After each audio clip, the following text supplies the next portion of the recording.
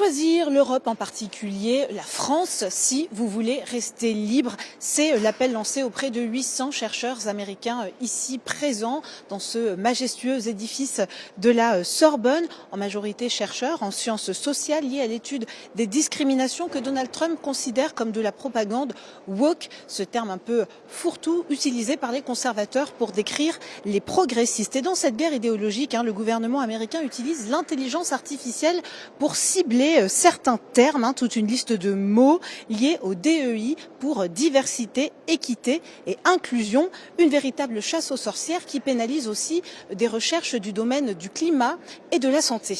La science attaquée est principalement climatique et dans ce domaine, l'Afrique va être le plus affecté des continents.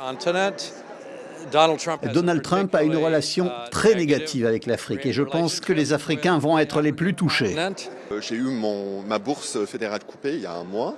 Ça va pour l'instant, mais on ne sait pas où ça va aller. Je pense à l'idée de venir en Europe, de venir en France en particulier. Les principaux avantages seraient la capacité d'avoir des financements à grosse échelle, comme a été annoncé, d'avoir aussi les biens publics, les écoles, le système de santé, etc., mais aussi le réseau français dans le monde, qui est assez important pour nous chercheurs, surtout, je crois, en sciences humaines et sociales. Et fin mars, selon un sondage de la prestigieuse revue britannique Nature, 75% des chercheurs américains envisageraient de s'exiler. Et face à cette possible fuite des cerveaux, la France se présente comme une terre d'accueil à l'issue des tables rondes consacrées à la liberté académique et à la lutte contre les dépendances européennes en matière de recherche scientifique. La présidente de la Commission européenne et le président français, qui a tenu à s'exprimer uniquement dans la langue de Molière,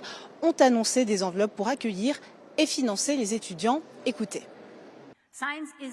La science est un investissement et nous devons offrir de bonnes perspectives d'avenir. C'est pourquoi je peux annoncer que nous proposerons une nouvelle enveloppe de 500 millions d'euros pour la période 2025-2027 afin de faire de l'Europe un pôle d'attraction pour les chercheurs.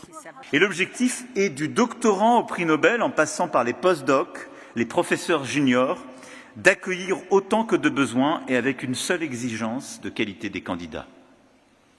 Des moyens supplémentaires seront mis en place, 100 millions d'euros que l'État apportera à travers France 2030.